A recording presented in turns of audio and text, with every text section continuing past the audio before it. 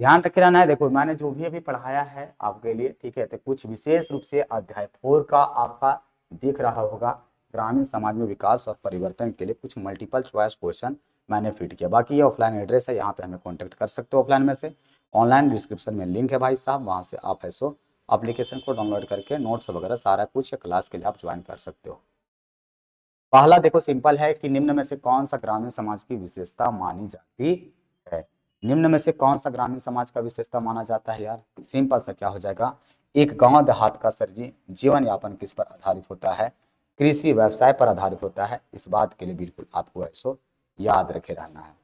दूसरा है निम्न में से किस राज्य में भूमि सुधार कार्यक्रम सफल रहा था।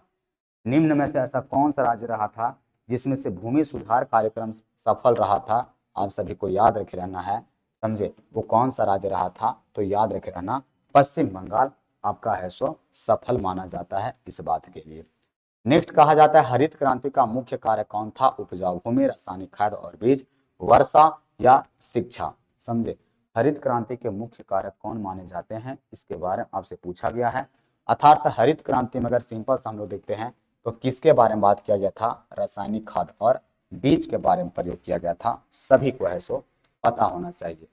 आगे अगर देखते हैं, समझे, जमींदारी उन्मूलन अधिनियम किस वर्ष पारित किया गया था, क्योंकि मोस्ट इंपोर्टेंट क्वेश्चन है, परीक्षा में यहां से भी आते रहता है।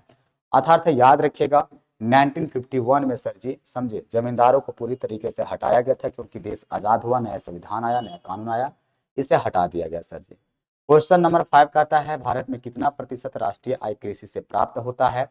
उम्मीद करते हैं कि ये क्वेश्चन सभी से बनना चाहिए, क्योंकि क्लास 12th में भूगोल में भी मैंने इस टॉपिक को पढ़ाया है। आपका कितना परसेंट होता है सर जी हमारा, तो लगभग 18% के आसपास होता है, इस बात को याद रखे रहना।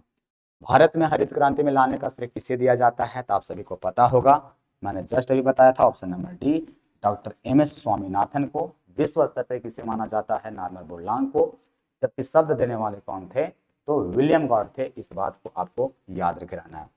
भारत में जमींदारी व्यवसाय के अंतर्गत कितने प्रतिशत भाग आते हैं, समझे, इसके बारे में पूछा गया है कि भारत में अगर देख लिया जाए तो कितने प्रतिशत हमारा इसके अंतर्गत आता है, इसके बारे में पूछा गया है। तो सही करेक्ट उत्तर क्या हो जाएगा, याद रखे रहना 20% माना जाता है, इस बात के लिए बिल्कुल आप सभी को याद रखना है। क्वेश्चन नंबर 8 कहता है हरित क्रांति का प्रथम चरण के रूप में से कृषि जिला कार्यक्रम कब चलाया गया था, इसके बारे में आपसे है सो पूछा जा रहा है। समझे, कृषि जिला कार्यक्रम हरित क्रांति के अंतर्गत किसे चलाया गया था और कब चलाया गया था, इसके बारे में पूछा गया। आप सभी को पता होगा, ऑप्शन नंबर क्या हो जाएगा, 1961 हो जाएगा। नए होंगे चैनल पर तो सब्सक्राइब कर लेना, ठीक है। बाकी फिर भैया थोड़ा लाइक कर देना वीडियो को। क्वेश्चन नंबर 9 कहता है भारत सरकार की ओर से भूमि पुनः गठन हेतु कौन सा प्रयास किया गया था। समझे, कौन सा किया गया था, तो भूमि का प्रबंधन भी किए गए थे, सहकारी कृषि भी, चकबंदी, अर्थात इनमें से सभी हो जाएगा, क्योंकि ये तीनों विधियां भारत सरकार ने सर जी अपना है सो अपनाया था। क्वेश्चन नंबर 10 क्या कहता है हरित क्रांति किस राज्य में ज्यादा सफल रहा, याद रखे रहिएगा सबसे ज्यादा सफल राज्य कौन था, पंजाब था सर जी। और वो भी कौन फसल पे ज्यादा पड़ा था, तो सबको पता होगा, चावल पे। निम्नलिखित में से कौन सा हरित क्रांति का तत्व है, अच्छा बीज का प्रयोग, बहुफसल सिंचाई पर बल, अर्थात क्या हो जाएगा, ऑप्शन नंबर आपको दिखाई दे रहा होगा, उपयुक्त में से सभी आपको है सो याद रखे रहना है। देखो हालांकि इसमें से कुछ भूगोल का भी टॉपिक है, कुछ आपको है सो अदरवाइज जहाँ का भी दिख रहे होंगे, ठीक है। तो कुछ महत्वपूर्ण क्वेश्चन आपके लिए मैंने लेकर के आया था विशेष रूप से, बस इसलिए ताकि आपको कुछ मार्गदर्शन मिल सके, ठीक है। वीडियो अच्छा लगेगा तो लाइक कमेंट कर दीजिएगा। बाकी आप लोग ऑनलाइन वाले सारा कुछ ध्यान रखिएगा बिल्कुल, ठीक है, कि किसी प्रकार से आपके साथ दिक्कत नहीं होने देंगे। अभी जस्ट आपको है सो मैं ओके।